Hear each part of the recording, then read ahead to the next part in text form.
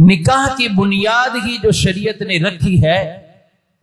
وہ رکھی ہے کہ اپنی نگاہوں کی حفاظت ہو، پاک دامنی رہے،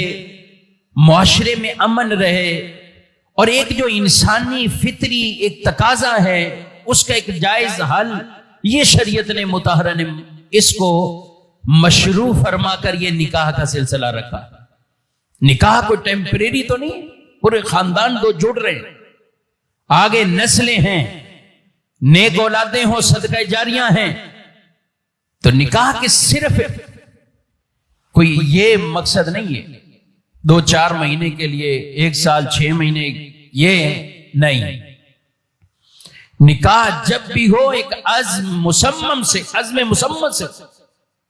کہ ہم نے خاندان بسانا ہے، آگے چلانا ہے، اس کو توڑنے کے لیے یا ایسے ہی معاملات کرنے کے لیے۔ بعض ایسے بد نصیب ہیں شادیاں کرنے کے بعد بھی کوئی ایجنٹ ان کو ملتے ہیں، ہاں بھی میرے پاس اچھا رشتہ ہے، آپ کہیں گے حیرانگی یہ مفتی صاحب بات کر رہے ہیں، یقین کریں ایسی باتیں پہنچتی ہیں کہ شادی بھی ہو گئی، کہ بعض اوقات ایسے بہکانے والے کمیشن ایجنٹ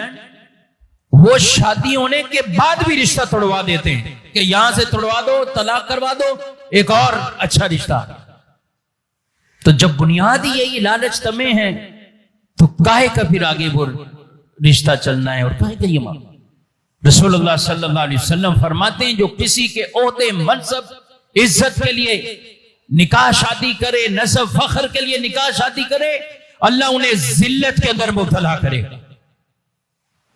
جس نے پیسے کی لالچ میں نکاح کیا وہ فقر میں جائے گا،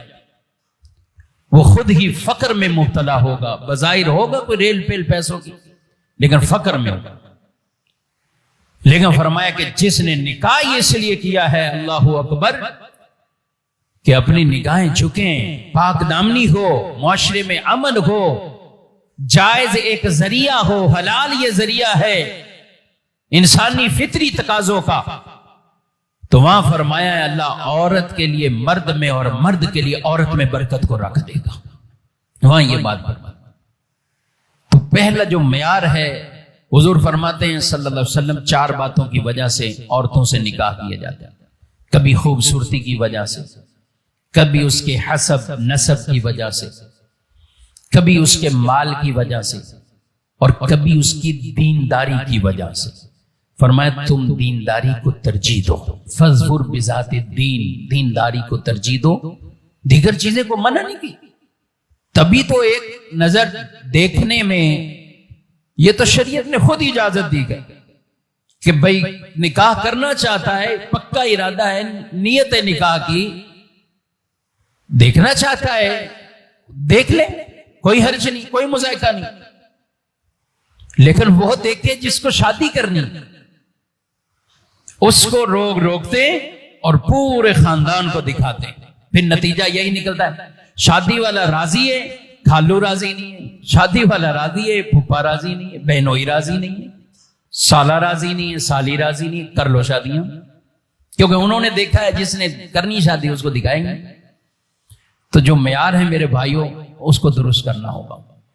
تو پھر یہ گھر بسیں گے، پھر یہ گھر چلیں گے۔